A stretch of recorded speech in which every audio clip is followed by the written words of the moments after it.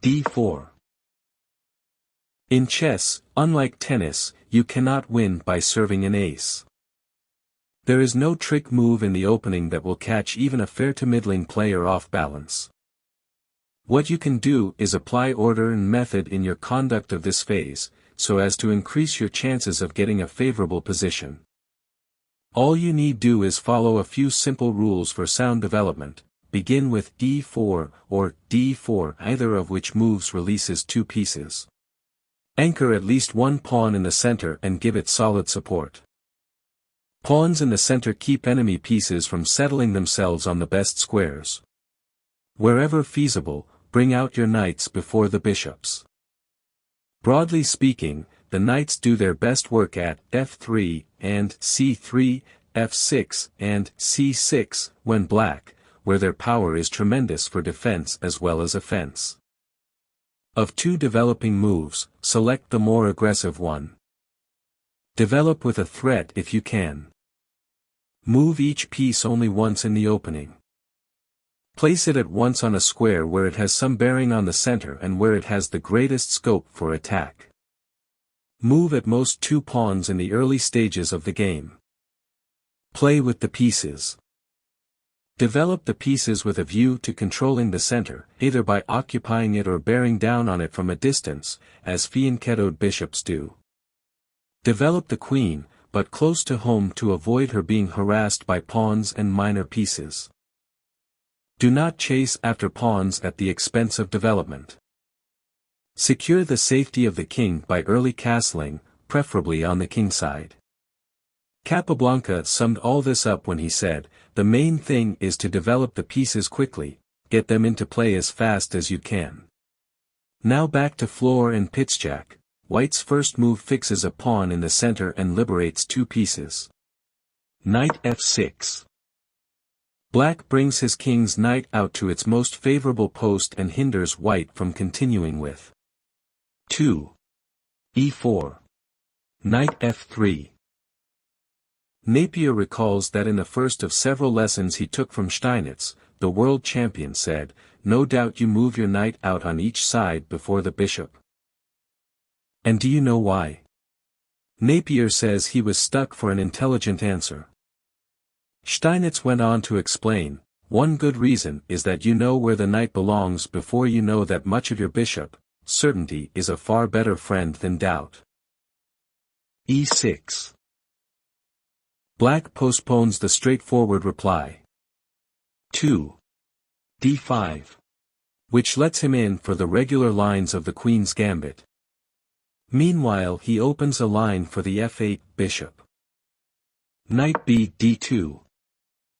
A typical knight maneuver in the call attack, the knight puts pressure on the critical e4 square without blocking the c-file.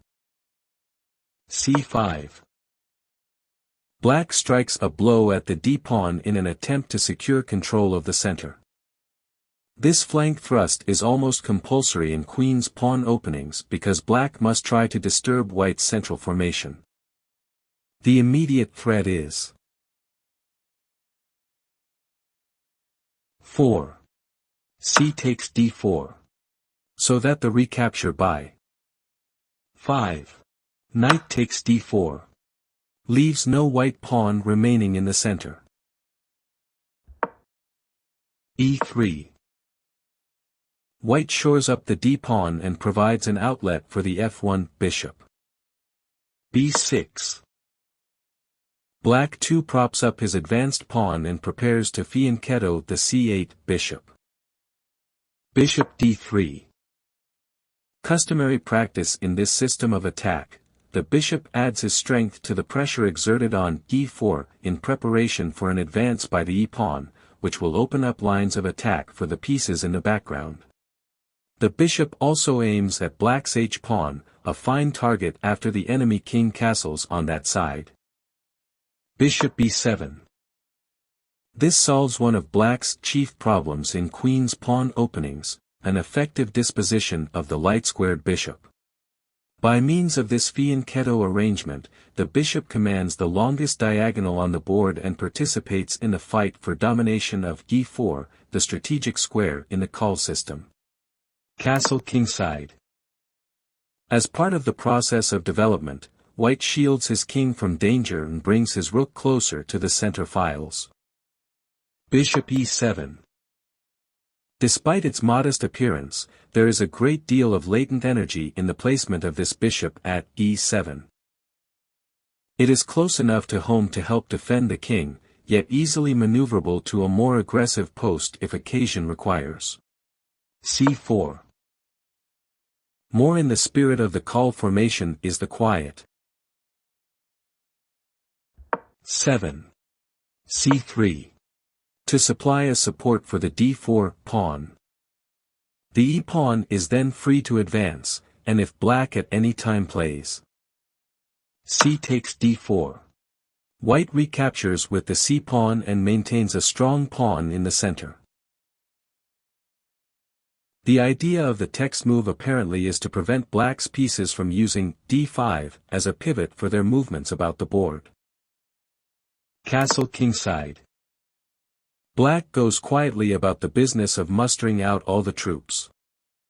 At one stroke his rook appears on the scene while the king is whisked away.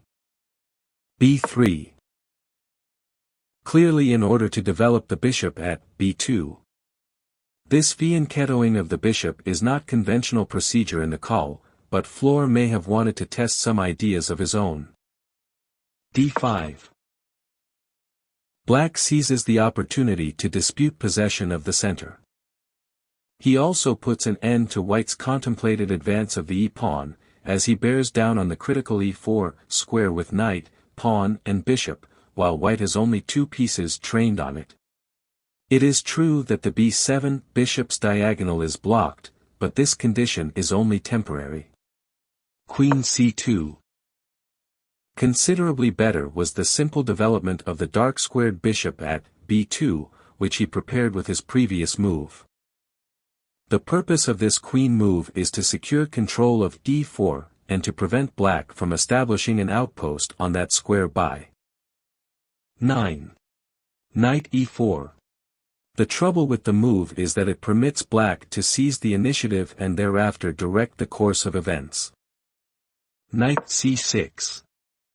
A powerful move which combines development, aggressive intent and prophylaxis. Development, in that the knight is placed at once on its most suitable square.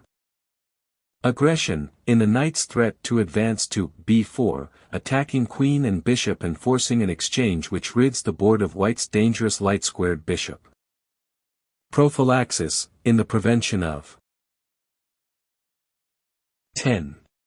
e4. The continuation after which would be 10. Knight b4. 11. Queen c3.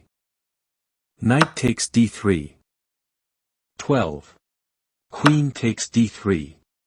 D takes e4. And black wins a piece. a3. White must preserve his valuable light-squared bishop. Unfortunately, the time lost in being forced to make a pawn move is costly, as we shall see. C takes d4. Black exchanges to clarify the position in the center and to open the c-file for the convenience of his a8 rook. C takes d5. The alternative capture. 11. E takes d4. Was unpleasant as the reply. 11. D takes c4. Forces. 12. Queen takes c4. Otherwise White's d-pawn is lost, when 12. Rook c8. Exercises uncomfortable pressure on White's center. Another possibility instead of the text move is 11. Knight takes d4. Knight takes d4. 12. E takes d4. D takes c4. 13. Queen takes c4. To save the d-pawn. 13. Rook c8. 14. Queen a4. Bishop c6. 15. Queen takes a7. Or 15. Queen c4. Bishop takes g2. And black wins easily. 15. Rook a8. And black wins the queen. Queen takes d5. Black nets a pawn with this and, as if it were not enough, takes over the attack. The queen is in no danger, as white's pieces are not sufficiently well developed to cause her any inconvenience. E takes d4. White opens the position to get some counterplay. He hopes to utilize the e-file for his rook and the e4 square as a pivot for his pieces. Instead, the superficially attractive 12. e4 does not accomplish much, as after 12. Queen h5. The vital e4 square is occupied by a pawn, making it unavailable for the maneuvering of pieces, while black benefits in having an extra passed pawn on the d-file. Knight takes d4. This attack on the queen gains time as white must lose a move with his queen. Queen b1. Obviously. 13. Knight takes d4. Would not do, as black's queen pounces down with instantaneous mate by 13. Queen takes g2 checkmate. While 13. Queen b2. Knight takes f3 check. 14. Knight takes f3. Queen takes d3. Costs a piece. On 13. Queen c3. Black continues. 13. Rook f d8. Followed by 14. Rook a c8. And again the queen must flee.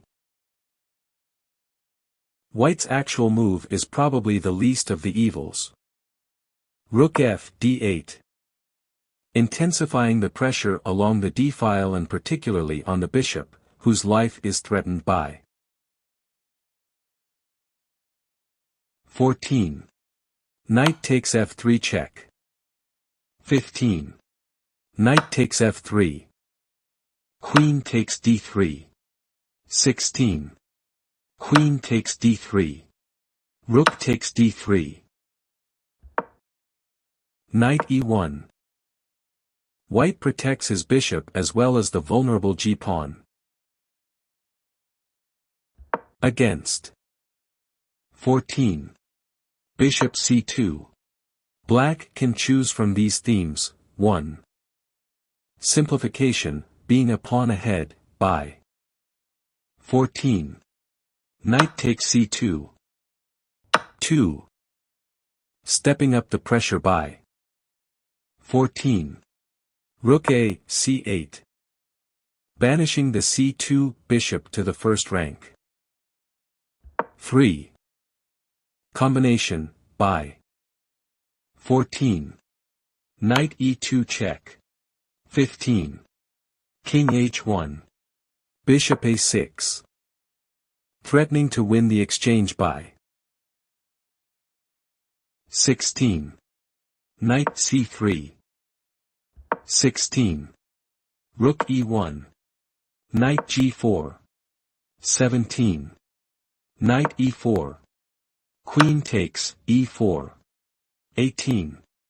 Bishop takes e4. Knight takes f2 checkmate. Queen h5. There is no direct threat in this queen move, but black threatens to threaten. He intends to storm white's citadel of pawns with his queen supported by a minor piece, for instance by 15. Bishop d6. Or 15. Knight g4. This would compel one of the pawns to leave its base and create weaknesses that black could exploit. The advanced pawn itself might be susceptible to attack, or avenues might be opened leading to the king.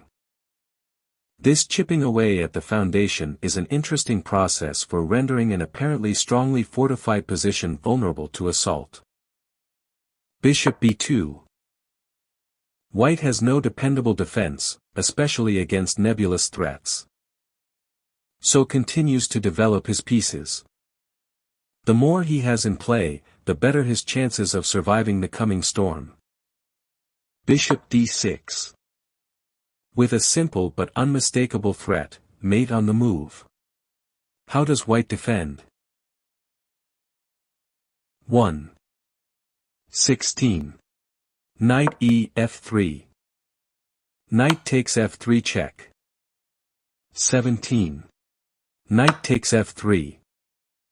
Bishop takes f3. 18. G takes f3. Queen takes h2 checkmate. 2. 16. f4. Bishop c5. Threatening the deadly. 17. Knight e2 check. 18. King h1. Knight g3 checkmate. 17. King h1. Knight g4. 18. h3. Queen takes h3 check. And mate next move. 3.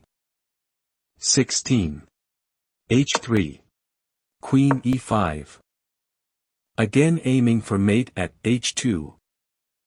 17. g3. Queen d5. Now trying 4. 18. Queen h1 checkmate. 18. f3. Queen g5. And White's game falls to pieces. g3. By a process of elimination, the only defense, if one still exists. Knight g4. White's g-pawn has been compelled to step forward, now the threat of queen takes h2 checkmate forces the h-pawn's advance. h4. White has no other move than this, which keeps the queen out, or does it? Queen takes h4. This is brilliant. Not because of the fact that the queen is offered, but because it brings to an appropriate climax the systematic exploitation of pawn weaknesses cleverly brought into being. Black introduces two threats of mate in one, at h1 and h2. After 18. G takes h4. The reply. 18. Bishop h2 checkmate. Would come quick as a flash.